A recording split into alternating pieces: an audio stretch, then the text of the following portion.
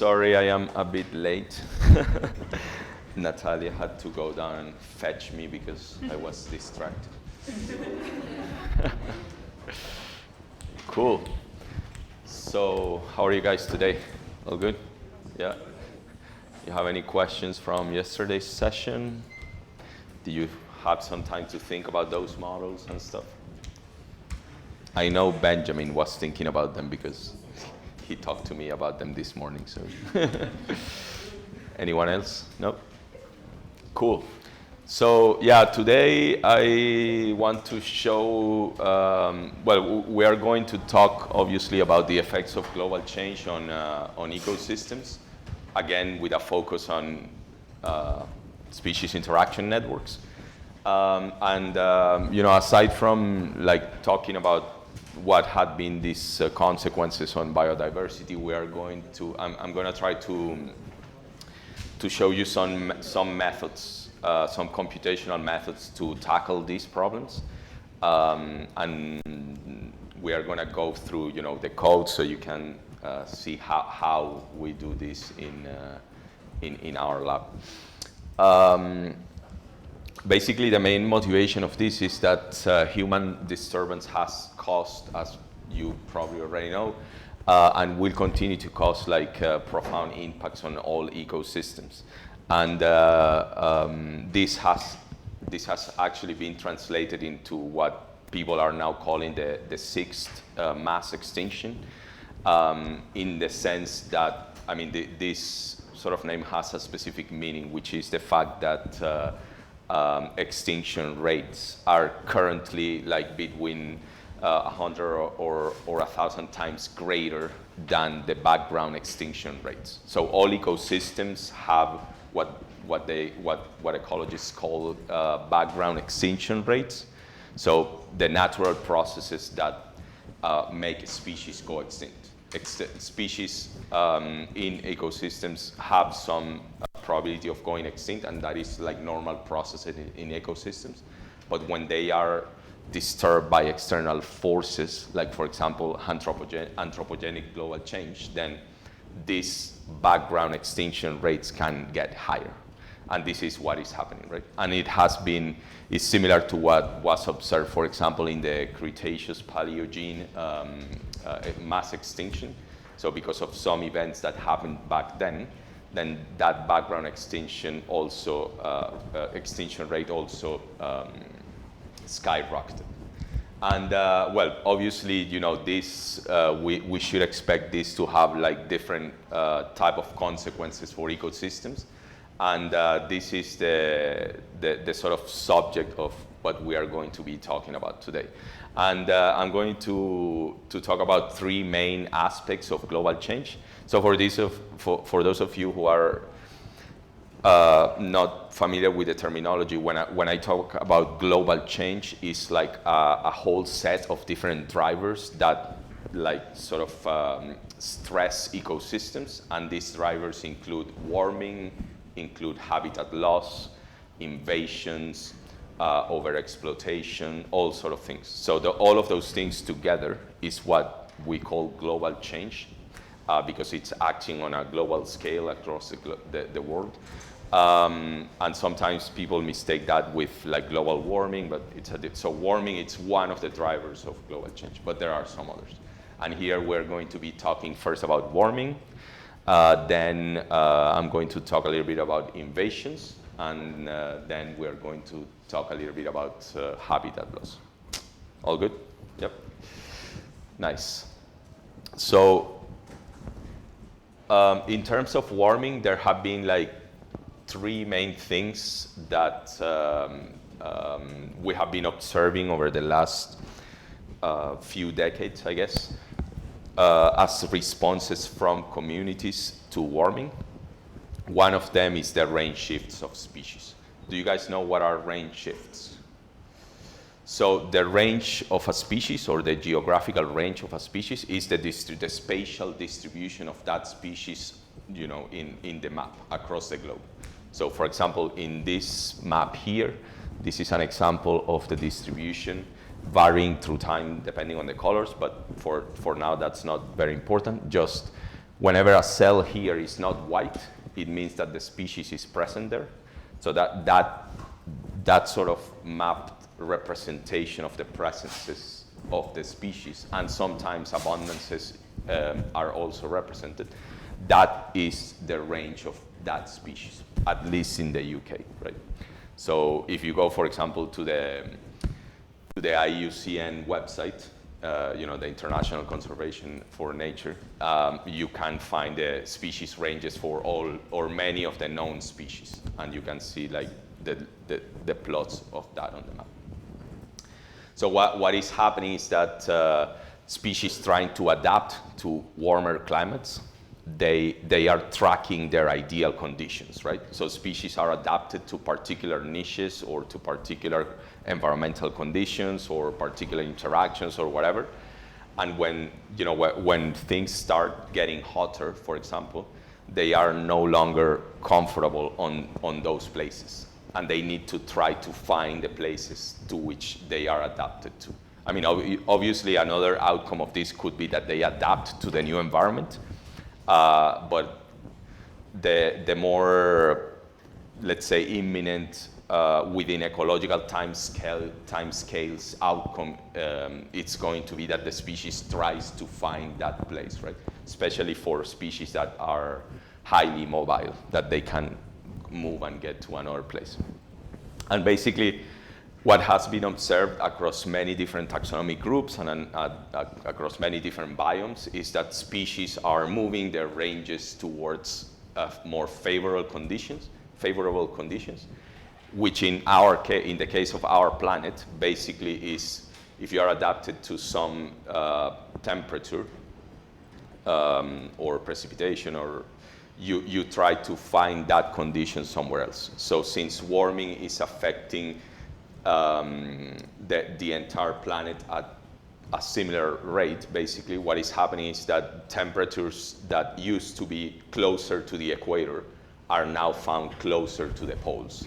So species move, the range of the species are moving towards the poles, right? So in the case of the Northern Hemisphere, for example, in this example here, from a paper by Camille Parmesan in Nature, this is a species of butterfly.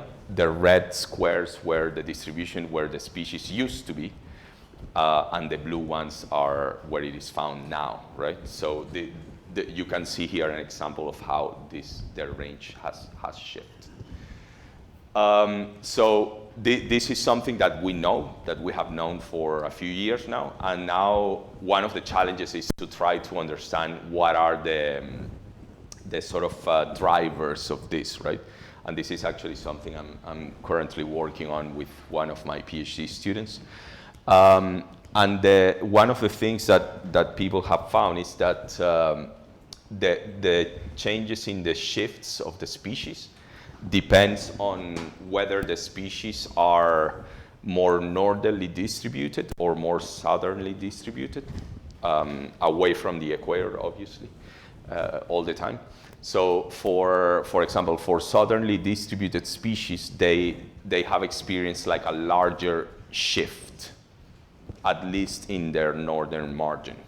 So it is more likely for southerly species to move their ranges than the ones that are already in the north. Or in the case of the southern hemisphere, the ones that are already in the south.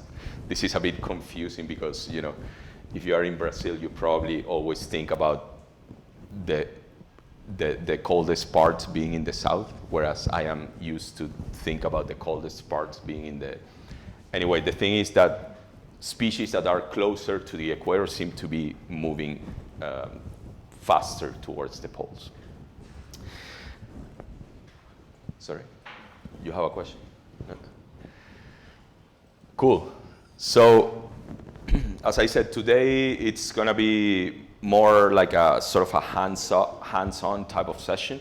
So I'm not going to be giving you like a lot of information about this. It's mostly for you to see how, I thought it might be interesting for you to see how we actually do these things, right? How this is done, how we are currently doing this in my lab.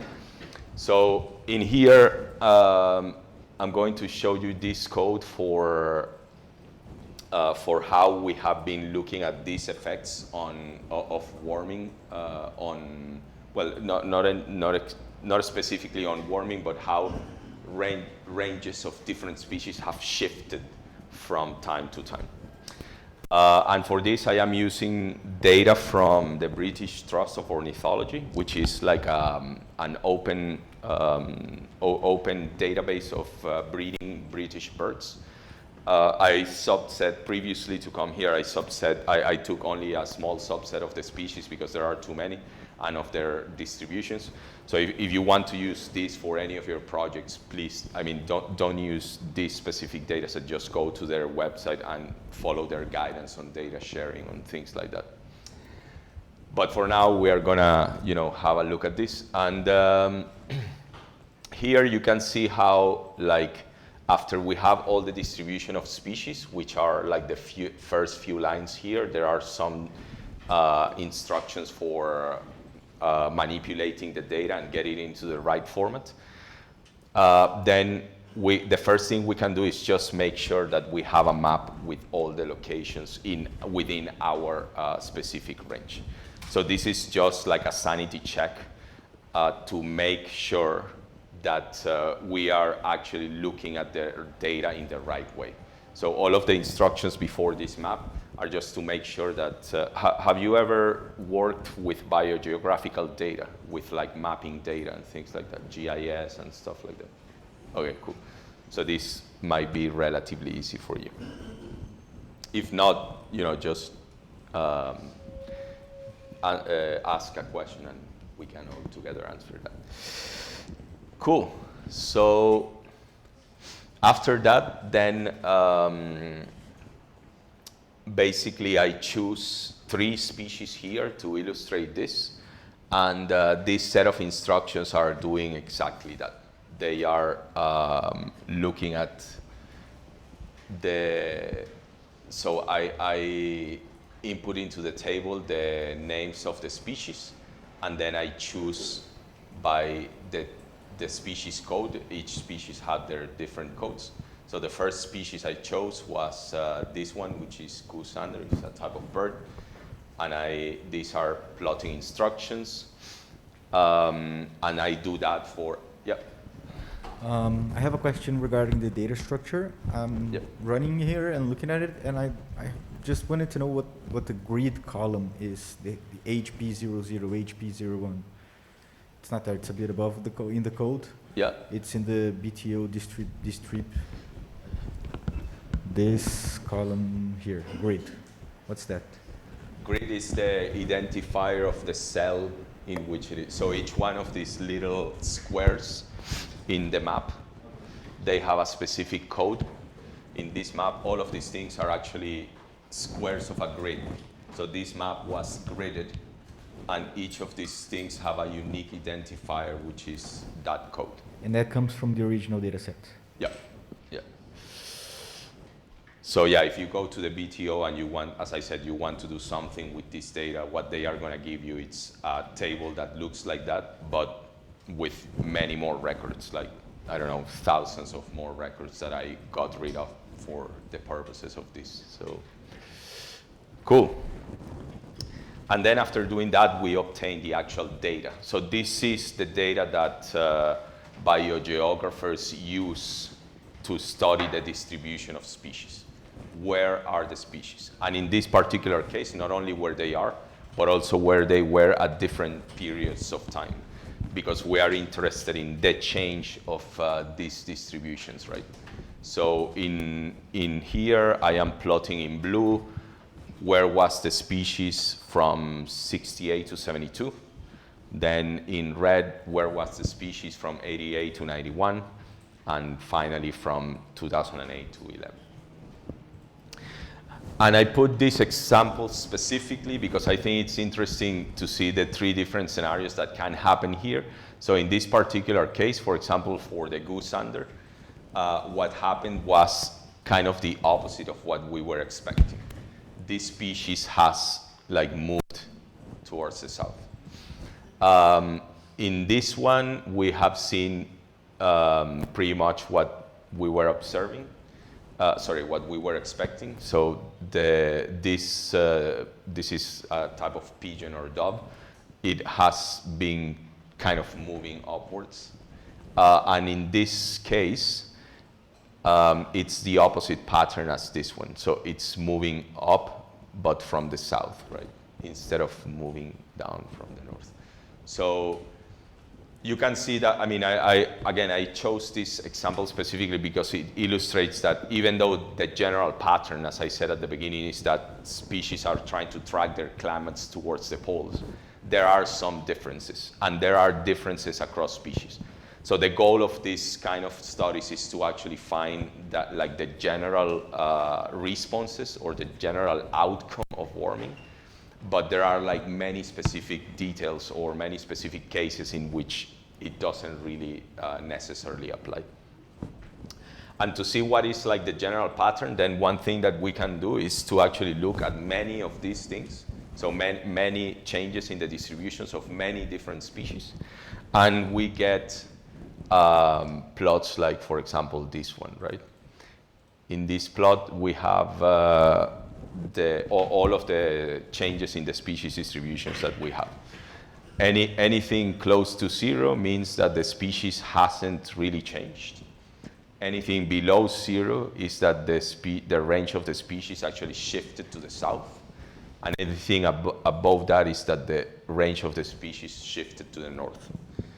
So in this particular subset of data, which again is not like all of the species that we have knowledge or information for, it seems that, you know, half of the species, most of them stayed, half of them went north and or moved their top of the range north, and some of them moved their top of the range south, right?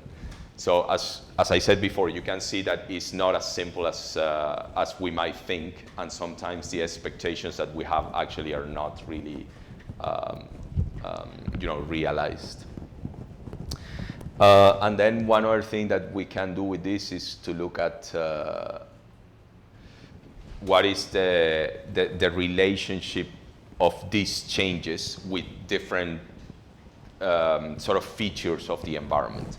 Sometimes we're interested in looking at, you know, whether species living in the desert are more likely to move, or species living in mountains, or species living in, I don't know, some precipitation conditions. In this case, I just chose one sort of straightforward variable, which is latitude. So we can look at whether species that are more northern change more or less than those that are more south, right?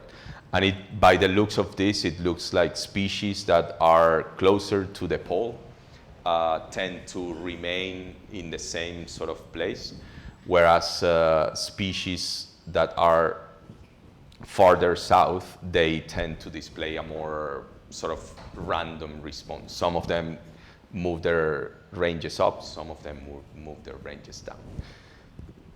After doing this, like for many different species and in many different ways, then, you know, we observed some different general patterns, like, for example, what they showed in this paper over here. Actually, this data is the same one that they used for this paper, right? And in here you can see that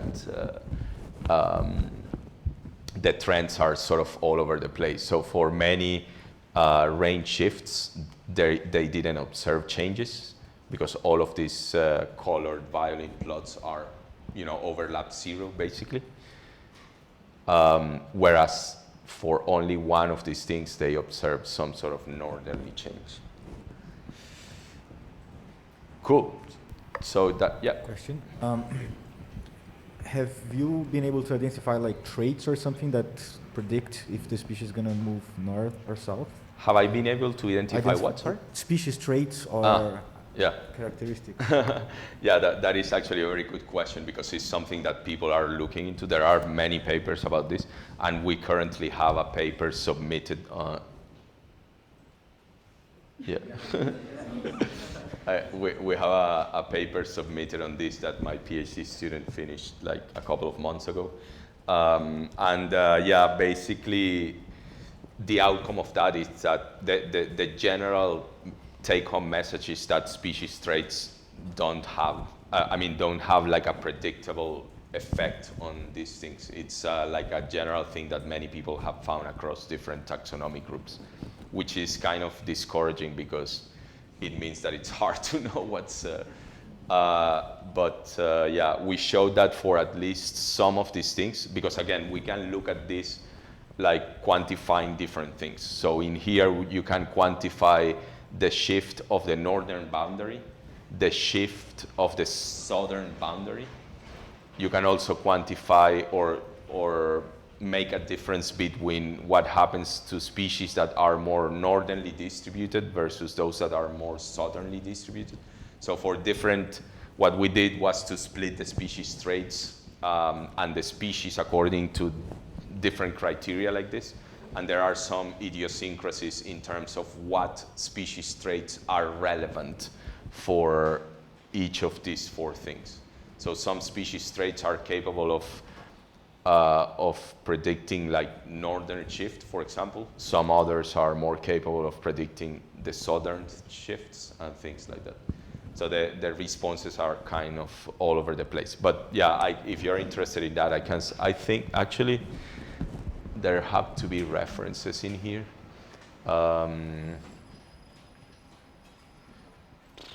Yeah, if this paper, oh no, I didn't put it here, sorry. Yeah, I can send you a paper that was published relatively recently in Ecology Letters by Angert et al. And they talk about that. Yep. Well, my question is somewhat similar to what Juvon asked, but in another sense. In this that you are showing some species going north, some species going south.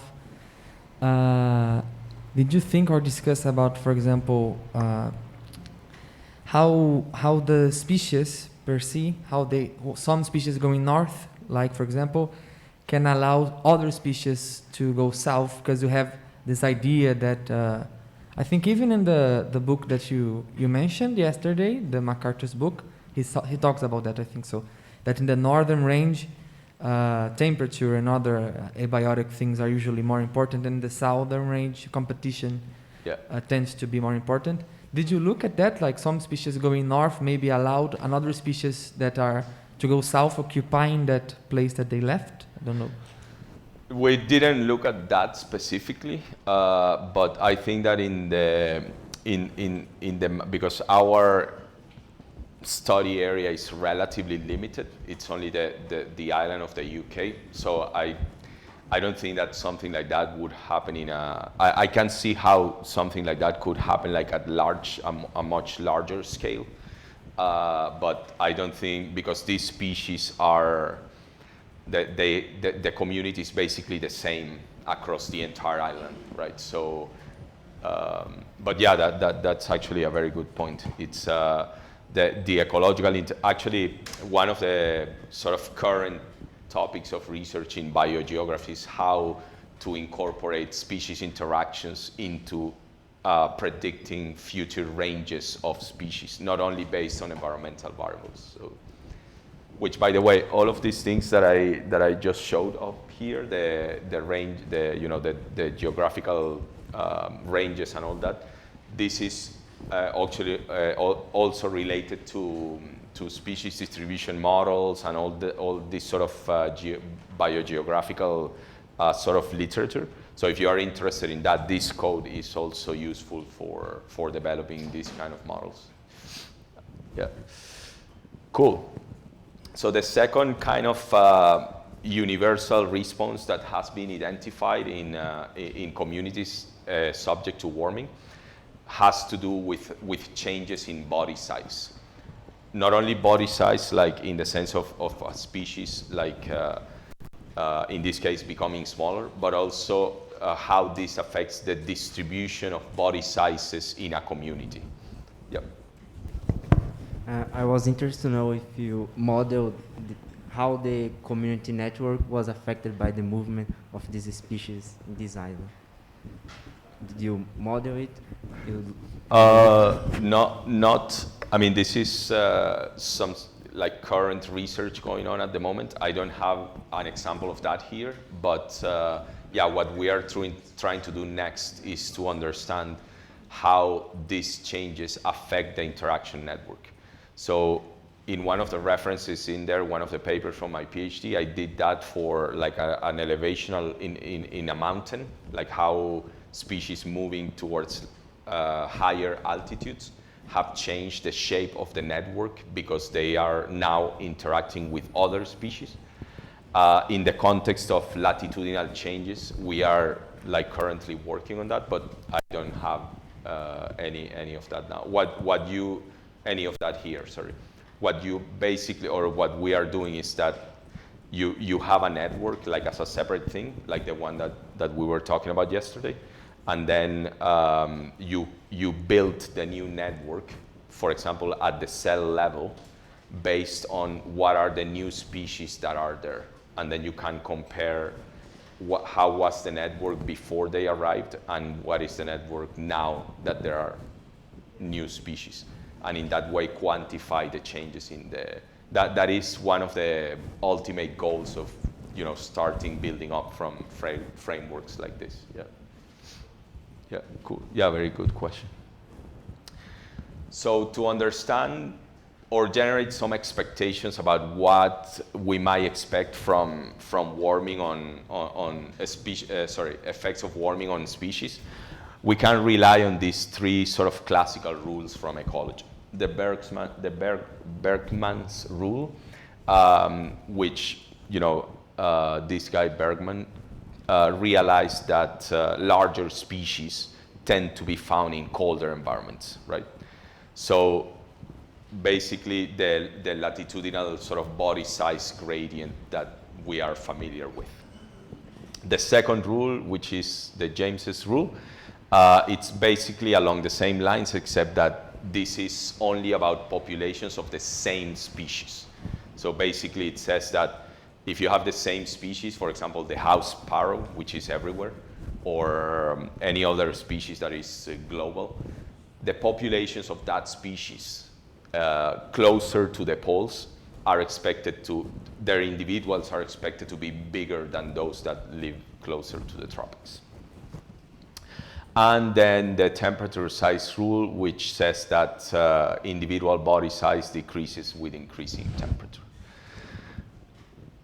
And it turns out, this is from actual empirical data, that this is pretty much what is happening, right? So they have observed that as temperature increases in both marine, freshwater, and terrestrial environments, or although in terrestrial is less clear the pattern or the relationship, basically body size is going down all the time. Yep.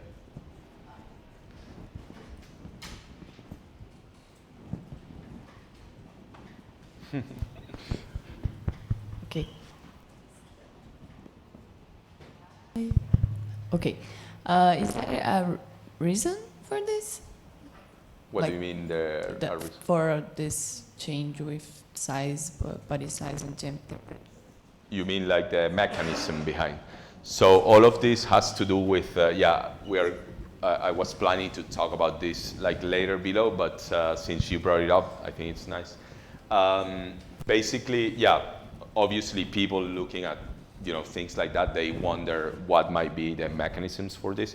And they have relied heavily on a theory that was proposed for a slightly different thing a few years ago in ecology, which is the metabolic theory of ecology. So all of this has to do with the metabolism of species, right? So the faster you live, the less time you have to basically grow up. So if you need to, the kinetics, or, you know, the way that metabolism work means that when the organisms are exposed to higher temperatures, all of these metabolic reactions happen faster. So you need to eat more, to eat faster. You tend to reproduce at a younger age. All of these things, which are related to metabolic rates, make sort of shift the body sizes of the species towards smaller values. So what is happening is that, yeah. No, but this is, I read it, it's for ectotherms and not for endotherms. Yeah, no, but it's also for endotherms as well. Yeah. Okay, like mammals? Yeah, Yes. some of the mammals as well, yeah. Yeah, because it's, I mean, I get why you say that, but it's, if you are an endotherm even, you need to spend more energy trying to keep your body temperature. So, and in the metabolic theory of ecology, they show how like different body sizes are related to specific life history traits. And then those life history traits in turn, I mean, get affected via the changes in temperature, yeah. So that is sort of the mechanistic, one of the proposed mechanistic explanations for why this is happening. Yeah. And the third kind of thing that we are going to be looking at is, which is related to the metabolic rate. That's why I was going to jump into that later. Is the changes in vital rates. So in not only metabolic rates, but all sort of other things like growth rates, even interaction strength between species. So predators, for example, have been shown to attack prey faster and to be able to handle them faster than in warmer environments, which means that the strength of the interactions between the species is also becoming higher. And I don't know if you remember that little relationship that I wrote here the other day between interaction strength, species, and connectivity in a network being smaller than 1 for the system to be stable. Basically, one of the main results in ecology is that, or in network ecology, is that interaction strengths tend to be weak for big systems to be stable, right? Which means that if interaction strengths get really strong, then it is more likely that ecosystems or networks of species will collapse, right? So this is one of the sort of potential consequences of these changes that from the species level can like scale up to ecosystems. And people looking at this, they have at these responses, they have tried to relate, going back to her question. Sorry, what is your name? To Nicole's question about the mechanisms behind this. So what they have tried to do is try to relate these patterns with existing theoretical frameworks that explain how things or metabolic rates scale with temperature.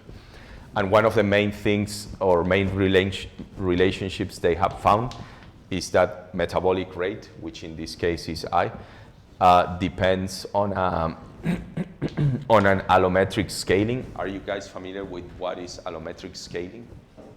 Yeah. No. So allometric scaling is basically when something depends on body size and the specific shape depends on some sort of exponent. So for the metabolic rate, it's 3/4, although there is debate about this, and we're not going to go into that because different people believe in different exponents. Yeah, basically, whenever you hear allometric scaling, it refers to the fact that whatever they are talking about scales with body size in a predictable way. So you have this, and then to introduce the effect of temperature, you introduce a term here, an exponential function that depends on the activation energy of the specific function you are interested in. In this case is metabolic rate, but as we will see later, you can do this for other different species traits. And then you have here the dependence on the temperature, which is here, and here you introduce this K is the Boltzmann constant. And this sort of formulation is, I think it's commonly known as the Arrhenius Equation. which you can like use, or what people have been using as a theoretical model to. So this is like a more formal answer to the question that you asked. So for different rates, so basically people have found that this expression, it's like a good way of explaining patterns of not only the scaling of metabolic rates with temperature, but also other things that you can put here. Like for example, attack rate, which would be the alphas in our population models, or handling times, although for handling time, the relationship is more like this. So the hotter it gets, the faster prey sort of are able to process their prey. And this kind of relationships have been shown in empirical data in both experiments and like microcosms, mesocosms, and other systems. So now that we have like a sort of comprehensive understanding of all of the sort of facets or the aspects of the effects of warming on natural communities, one thing that we can do is to try to predict or to adventure some guesses as how these things might affect the shape of interaction networks, which is what we are interested in, right? So when you have a situation like this, then you can sort of predict that novel communities, due to climate change, in this particular case, warming, are going to be characterized by these sort of 7 responses that we identified back in the day. The first one is that there is going to be a general reduction of body size, and we already spoke about what are the consequences, what might be the consequences of this. So interactions might get stronger, and this can destabilize ecosystems. But not only that, so response 1 and 2 are related to body sizes, but aside from that, also there is stuff like, for example, we should expect the loss of specialist species. And this is very critical because if we think back about the main network property we discussed in the first day, which is the degree distribution, you realize that you can easily see that if you start losing the specialist species, right, then at the end, this distribution will become very homogeneous.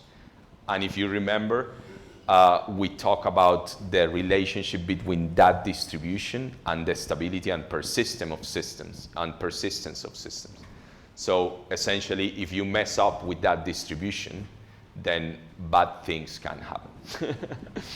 And not only a loss of specialized interactions, but you can also, because of shifts are moving between species in different ways, as we saw in the 3 maps before, we saw that all those 3 species had very different response from one another.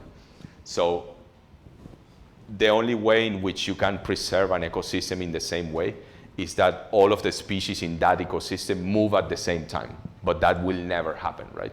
So because of differential movement between the different species, you can have general species that move away from the range, and they might become more specialized because they have less interactions, or they can become even more generalist because they have other prey to attack. So there could be scenarios in which you have a loss of generalist consumers from source populations. And then obviously number 7, which is the creation of new interactions when species move. So all of these things, which are actually related to your question before about how we can incorporate the range shifts into models for networks, we don't really know all of the consequences. We only have like these sort of expectations for now. And I think that the next challenge to tackle is actually to understand how this is going to play out better, right? And these tools that we have been talking about, I think that can help us do that. Cool. Any questions so far? All good? Yeah. So the next aspect of global change we're going to be talking about is extinctions and invasions. And here we are going to get a little bit more mathematical, but you already, I think that you already went through a whole week or however many days of modeling of population dynamics. So this should be very easy for you.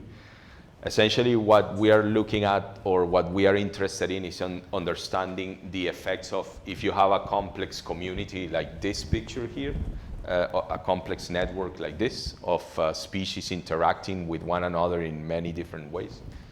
What will happen to this if you remove a species, so a species extinction, and what could happen to it if you introduce an alien invader, a new species, right? The way in which we can tackle this is usually to well-established population or community models in ecology, which are grounded on ODEs, basically. So we create a system of equations in which we model the dynamics of these kind of networks. So now here, I want you to reflect now on the fact that now we are moving for the first time since the start from those more structural properties of networks that we have discussed so far, and now we are going to put dynamics in those networks. So this is what's happening in this transition. And this is kind of interesting because you will see the differences between the more sort of structural models, like the ones we talked about before, yesterday, for example. So the model we discussed yesterday about the meta-communities that had networks in each of them, all of those models were purely structural, so it was only about the shape of the network. Now we are going to see how the added information of dynamics within the network can help us answer different kind of questions. So I don't know if you know a little bit about the history of ecology, but basically the typical model that we use as ecologists all the time to model this kind of dynamics is the Lotka-Volterra equations. Are you guys familiar with the Lotka-Volterra? Okay, cool. So I guess we can go relatively fast through this. I am not going to give a very mathematically exhaustive exploration of this model, but for that I would highly recommend you to go to this site over here, which was put together by Stefano Alessina a few years ago when he did a course like this for a group like you guys. And in here he actually let me go to, he takes the entire Lotka-Volterra model and creates all sort of or explains how to come up with different analytical and the corresponding sort of simulation-based checks of these analytical predictions. And he does a very nice job and he even adds the metapopulation kind of things to this model. So if you are interested in the mathematical sides of this model, I would highly recommend you to go to this to his course. Yeah. What I have here. Oh yeah. Anyway, cool. Yeah, you have that there. So basically, the Lotka-Volterra, when you extend it or when you expand it to many species, takes this sort of shape here.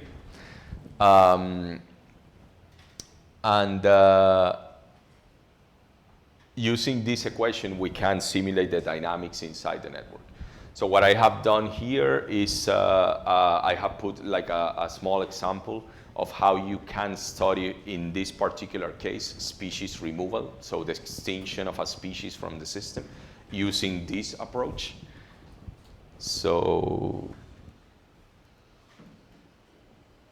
this is a function that implements the with this function here, it implements the numerical solution of the system, and the system looks like this. It's a very small network of like 5 species, in which there are 2 basal resources, 2 primary consumers, and 2 top predators, and they interact in this way. So the arrows going up are the links between prey and predator. And using that equation that I showed above, this one, which is implemented in here, in this function, sorry, generalized slot Volterra, you can simulate those dynamics. And basically what I did was to use an approach like this to generate this figure here, in which I investigated the effect of incorporating a new or invading the system with a new species. And then basically the goal was to analyze all of these network properties, which are the ones that we looked at before. So if you are interested in doing something like this, you can take the code that we have been looking at for the different network properties, and generate the results for what would happen to a system when this happens. And then after that, you can see a small example of what would happen with a so this is wrong.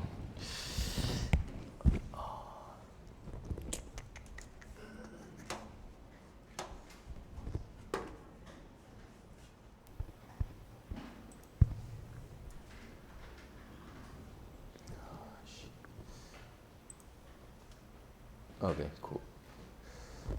So yeah, in here I took the final population numbers of the previous, so the system when we ran it with all of the species. So I took all of these population abundances, and I removed this species over here, number 4, and I put those abundances here, and you see what happens when you remove this. Yep. Can these Latka-Volterra models for accounting for many species also include relations, interactions they are not predator-prey? Yeah, if you change the interaction. So this matrix, which determines the sort of interaction coefficients, it tells you what happens from one species to another. So what is the effect of one species into another, right?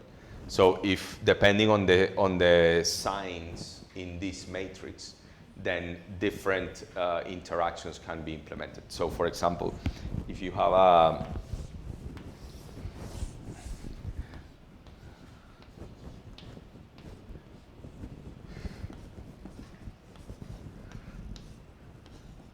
matrix like this, which is called how? No one? Adjacency, yeah, adjacency matrix. So you have your adjacency matrix, which in this code is this thing here. And depending on what is the combination of the signs of the elements of this matrix, then you get a different.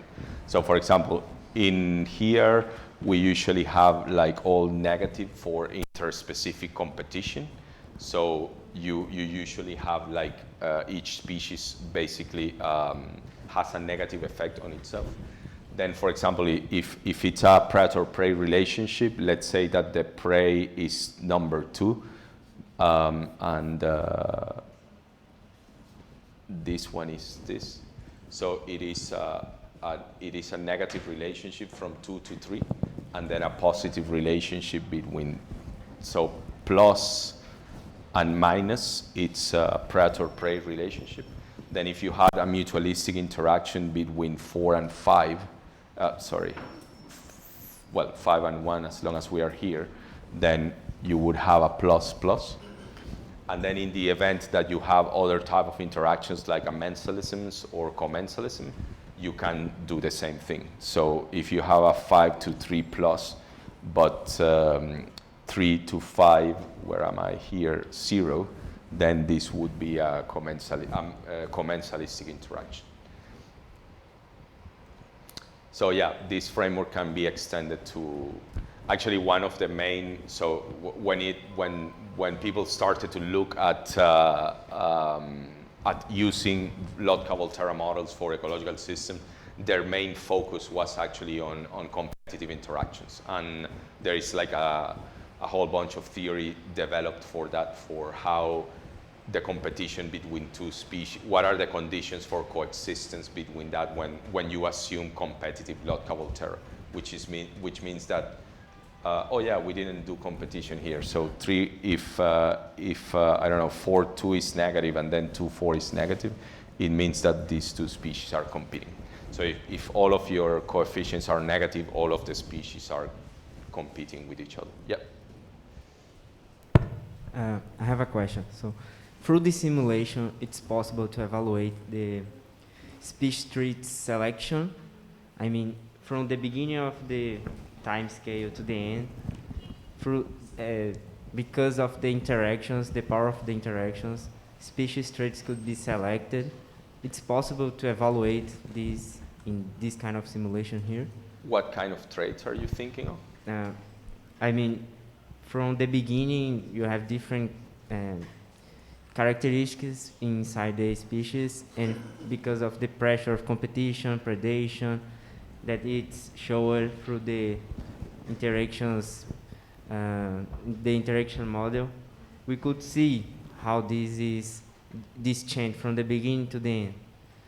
Yeah, I mean, as long as you can incorporate whatever traits you have in mind into the model somehow, then yeah, obviously that is possible. So like, for example, if you are only thinking about the shape of the network, you can consider, for example, the level of specialization or generalism as a trait, and you can track if the species keeps the same number of links. So if it's equally generalist at the beginning and at the end of the simulation. So these kind of like structural traits are straightforward to like quantify during simulation time, but it will depend on the specific traits that you have in mind. So the different species traits, like there are some traits that you could sort of like create proxies through, for example, the R's, so the intrinsic growth rates. These are here. So this could be a good parameter to incorporate some sort of trait information that might affect how easy it reproduces, how fast it reproduces, and things like that. But yeah, basically, as long as you can incorporate those traits into that equation or the structure of the network, then yeah, you can add that. Cool. So one of the problems we have with this model here is that, I don't know if you guys have played around a lot with it, but one of the main challenges is that finding parameter values that make this thing stable is super hard. And ecologists actually realized this early on. And maybe the reason why that is precisely because these big systems following this model, which is, by the way, the one that May used to derive that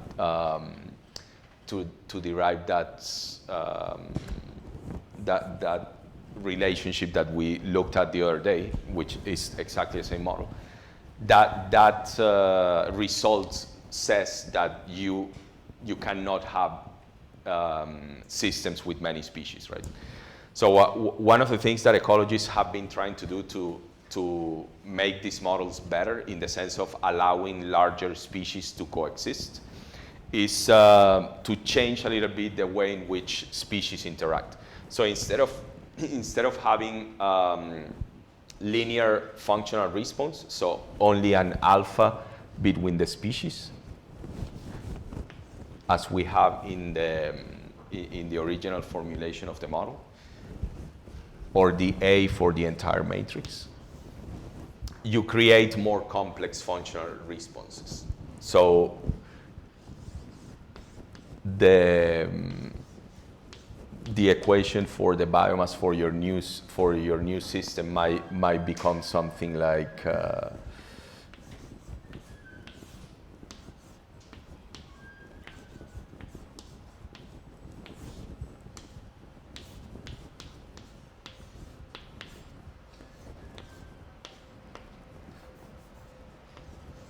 and then here, oh, sorry. And then this F is what we call a functional response, which is a little bit more sophisticated than just an alpha. And the one that we normally use is the Halling either type 1 or type 2 functional response. Have you guys heard of that? Cool.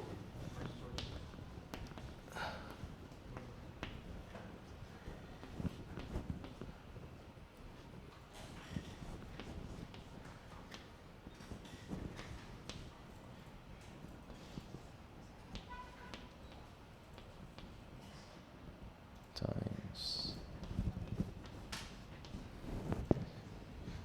So by doing this, the system becomes a little bit more stable. So it's more likely that you can have more species. And also by adding more biological information. So one of the biological information that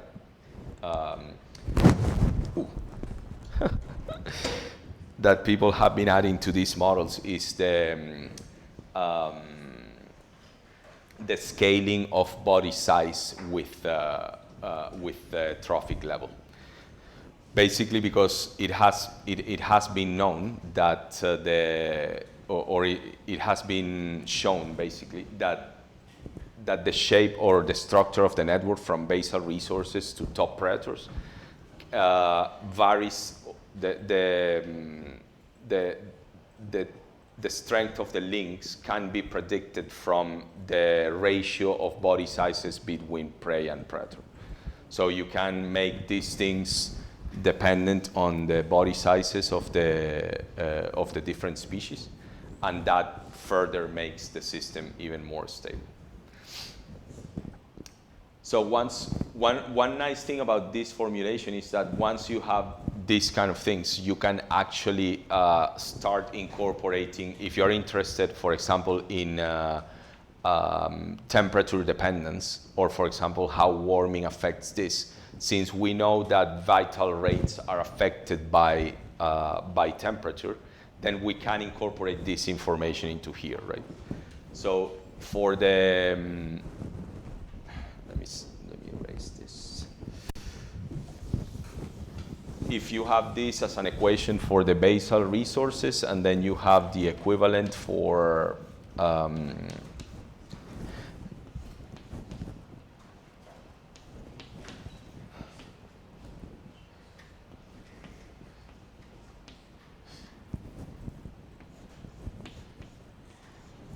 the consumers.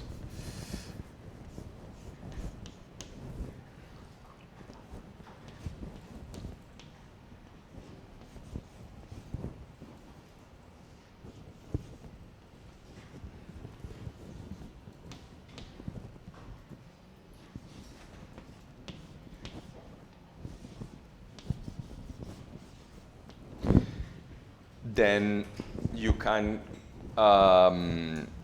modify these terms based on this equation to simulate what happens when you have like increased temperature, for example. That's what we did in like that paper over there. So if you are interested in like the full set of results and what we found, you can go to that. And if you're interested in how the code works, you can also visit my GitHub. But basically what this does is to basically replace these rates. This is the metabolic rate, which is basically the death rate of the consumers when they don't have any prey. this rate over here, which is the intrinsic growth rate of the species.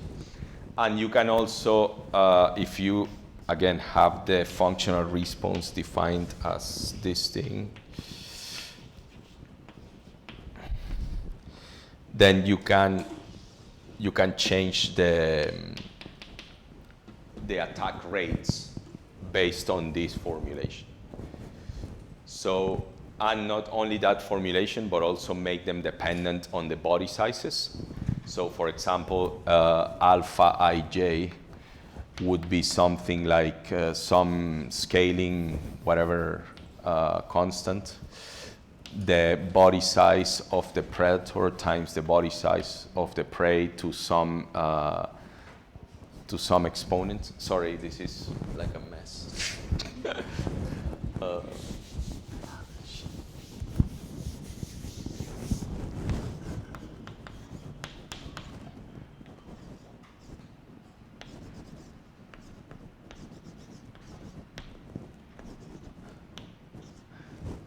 And then the activation energy term, the Arrhenius term here.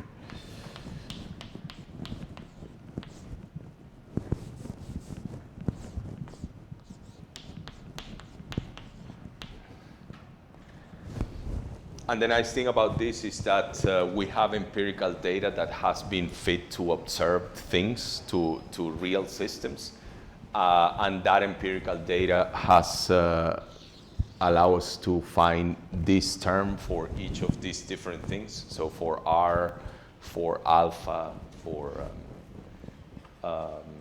what else? And for X, the metabolic rate. And using this just by varying temperature and the right combination of parameters, values for these things, then you can simulate or like set up some experiments to see how warming can affect or is expected to affect the dynamics and stability of complex networks of species interactions using this formulation. Now that you have this piece of code, I'll ask you to implement this in the Cool. Do you have any questions?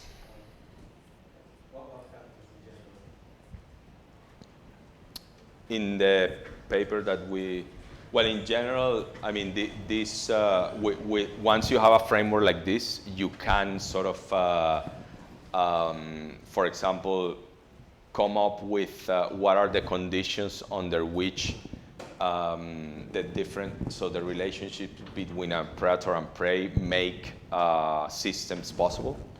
What are the conditions under the temperature or the range of temperature conditions under which your system is persistent and stable?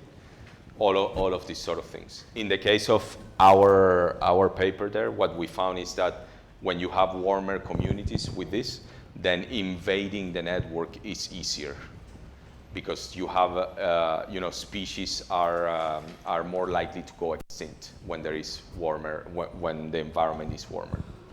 So basically, yeah, this thing means that species are probably more likely to go extinct when you have higher T's. Okay. Cool. Do you have any questions about this framework? Or I think that the cool thing here that you should realize is that now we are bringing together the metabolic theory of ecology, which is something established and that we know we can relate to empirical data and all that, and that it has like a specific sort of ability to recreate patterns in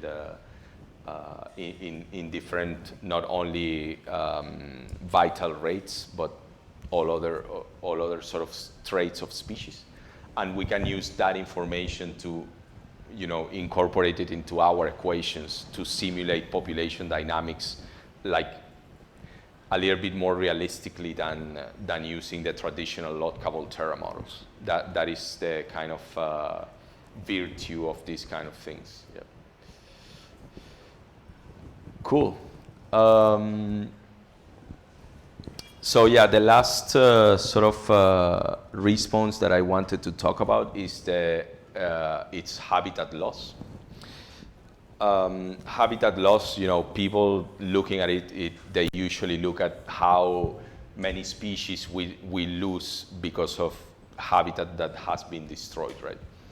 But this guy actually, back in 1974, when he was working in the jungles of Costa Rica, he realized that even if you have the species there, they are not interacting anymore in the way they are supposed to, right? Because if you have, like, for example, imagine like a patch of land in which some bird who disperses the seed of a plant, both of them, they still coexist in this very small patch.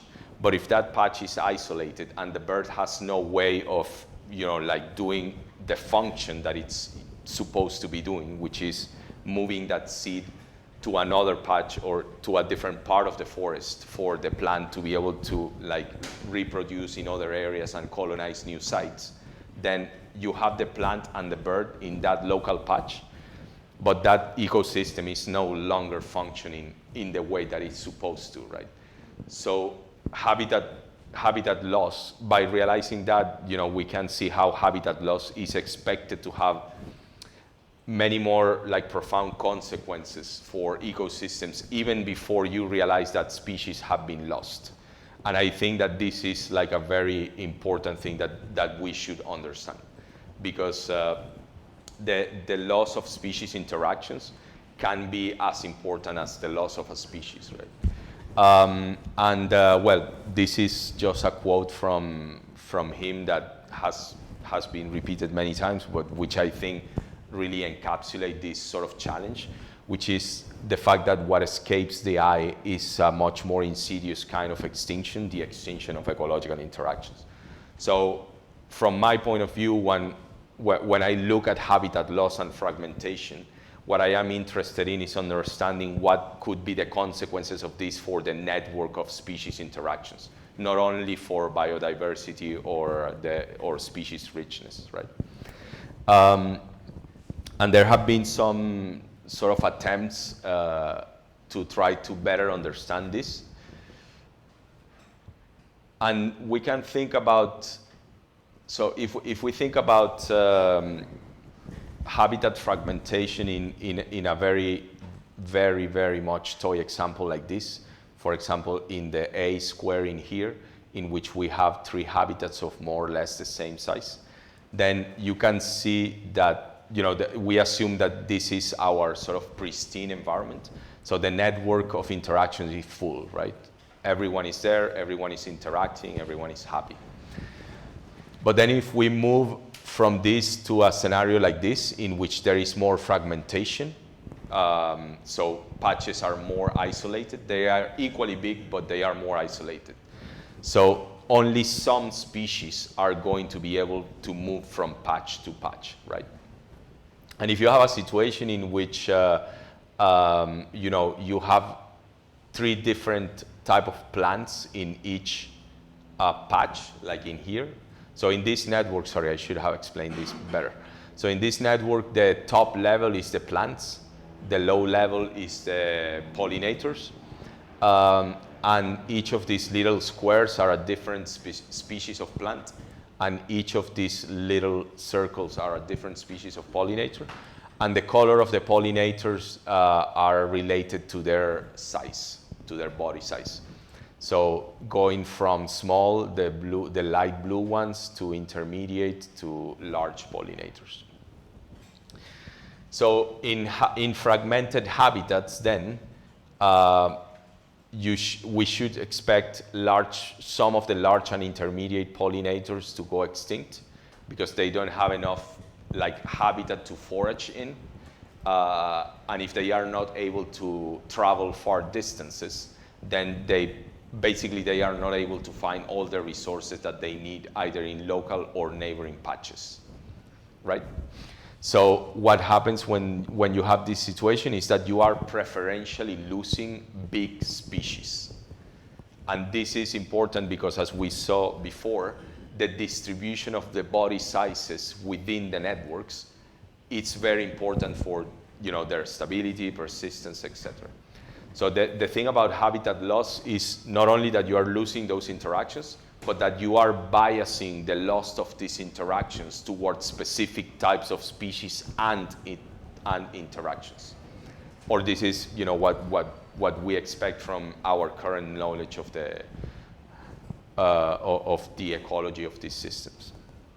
Then if you have a scenario in which you have the exact same number of patches and they are equally close to each other, but they are much smaller, then basically you lose all the big species completely, because big species need larger ranges to survive, right? So it's not only about whether they are able to get to a new patch and colonize it, but it's also about how their home range, their needs in terms of home range are met.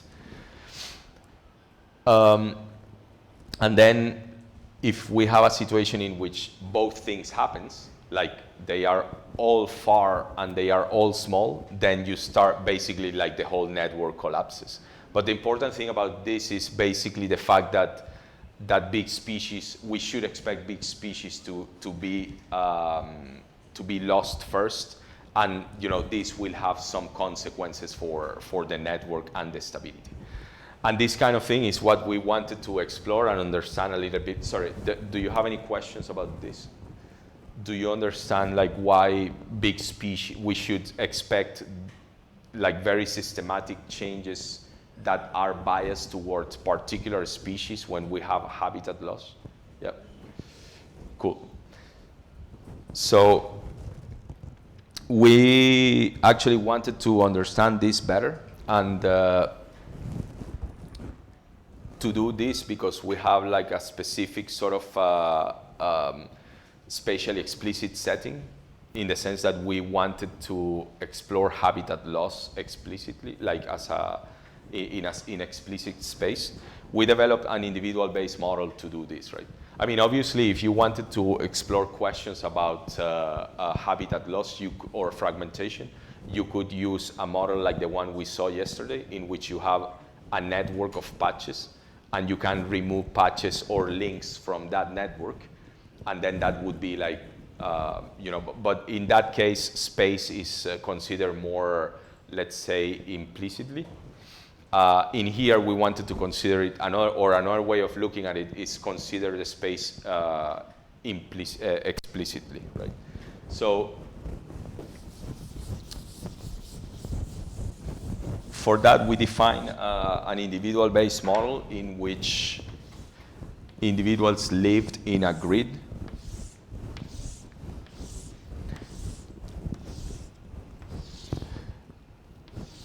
And they would interact based on a network that was predefined, so a food web that we built from scratch. So the structure of this network will determine the outcome of the one-to-one interactions here in the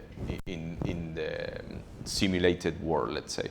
So if this is species 1 and this is species 2, and in here I have an individual of species 1 and another individual of species 2, which means that there is some probability that they will encounter each other.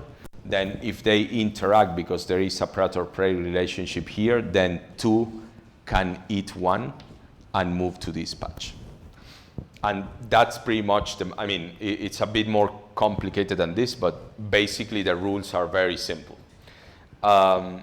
And it turns out that by implementing, a very simplistic model like this, in which we just define rules at the local level based on the network of species interactions, the large-scale patterns that we observe in the ecosystem are what would you expect from this type of systems, which are like the right species abundance distributions and all sort of things. So once we had a model like this, we wanted to know what happens when you apply habitat loss. So basically what we are looking at here is a way of exploring the effects of habitat loss on networks of species interactions. And we had like 3 different scenarios. First of all, we wanted to see what happened if we lost like pieces of the habitat randomly, so different cells all over the place. And this was like, you know, like a random sort of baseline scenario. Then we had a scenario in which we lost clumps of habitats all over the place, randomly placed again, but like clumps. So they were, the cells that were being lost were sort of contiguous to each other. And then lastly, we had like a big chunk of habitat being lost, right? So you would lose like this entire part of the landscape. And what this allowed us to do was to try to explore a little bit better the ideas we were talking about in the previous figure, like, you know, what would happen if you have more isolation, because if you have clumps of habitats, there is more isolation, or what would happen if your habitat contracts or compresses, because when you have the contiguous case, then, you know, the habitat left is much smaller. So we had a continuous of things here. And what we found was actually kind of interesting, because if you look at this, you can see that depending on the amount, so in these plots, we have on the x-axis the amount of habitat that was lost in the top row. And you go from A to C, from the random through the intermediate to the totally contiguous sort of habitat loss scenario.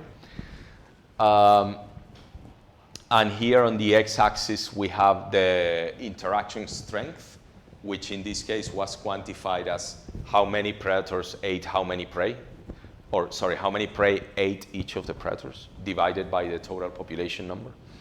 And on the other side of the y-axis, we have the CV of the population, which is like a measure of stability.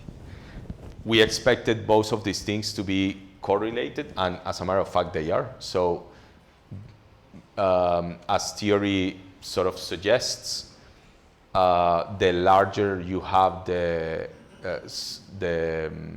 interaction strength, the less stable you are. And that's why these 2 lines are sort of, most of the times, this is a bit, you know, but most of the times they are going in the same direction.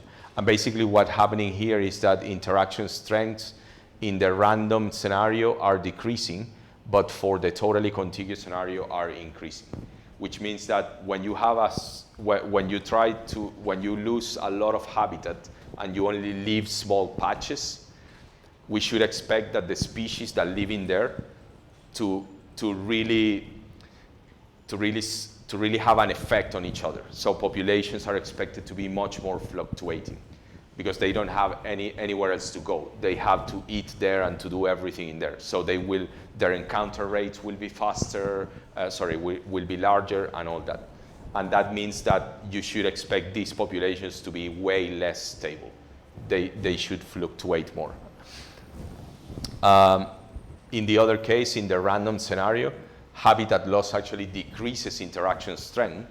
And again, if you think about what I just said, it makes sense, because if you have patches of habitat randomly lost across the landscape, it will be harder for predator to find their prey, right? So this, again, when you explain like that, like this, it sounds like intuitive and logic, but it's nice that it emerges from very local rules that, you know, just evolve through time.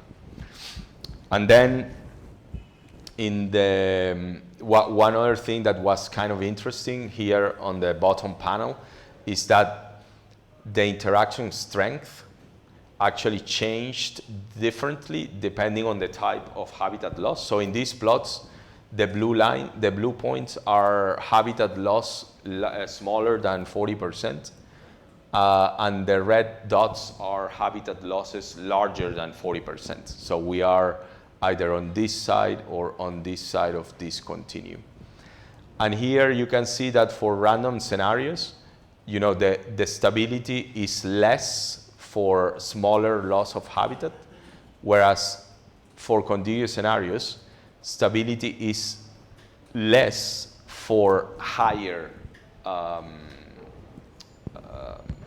fractions of habitat that has been lost, which means that if you are faced with the problem of trying to understand, what is good, losing habitat equally in many different places or losing it only in a big chunk in one place, the responses of both of these things are expected to be different, right? So you need to really understand what is the dynamics inside each of your patches to be able to decide or to try to suggest conservation measures for these kind of things. And yeah, if you're interested in, again, one of my main aims in this course is to facilitate for you to see how you can do this like on your own, right? So if you're you can do this visiting this GitHub repository, and you can see exactly how these kind of models can be implemented and how you can use it, for your own projects or whatever you want. So, yeah, I think, well, unless anyone has any questions about this, did you understand this part of the plot and why different things are happening? Yeah.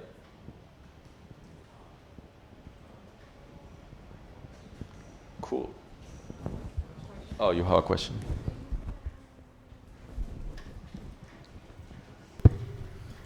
So I'm trying to understand, like, from the local rules, you didn't assign an interaction strength at first, right? Here, in this example, model. For species 1 and 2, did you assign the strength or not? No. The strength is an emergent property of how often they find each other in the landscape. So just from the availability, okay. Yeah. Mm-hmm. Yeah. I'm just trying to understand it. Yeah, I mean, there is some, I don't know if this could affect strength in some way, but there is some probability. So here, when they are trying to decide what to do, there is some probability that they would move to cells in their neighborhood, or that they would, so if they don't decide to move to the cell where the prey is, then they won't attack it, even if it's in the same neighborhood. So I don't know if that affects interaction strength, but it's not, it's not defined per se in advance. It's like an outcome of the stochastic model, I guess. And could we get the code for these individual-based models? Yeah, I just said that you can use it. But that's Python. What is that, sorry? In R. It's in R, yeah. Oh, because it says it's in Python right there. Oh, no, sorry. This one is in Python, yeah, sorry. Yeah. Could we get one in R? In R? Yeah. Unless somebody pays me to have the time to rewrite it, I don't think so. But yeah, it took me a few months, well, not months, but a few weeks to write that. So I now have to do other things. Sorry. All good? Cool. Thank you very much.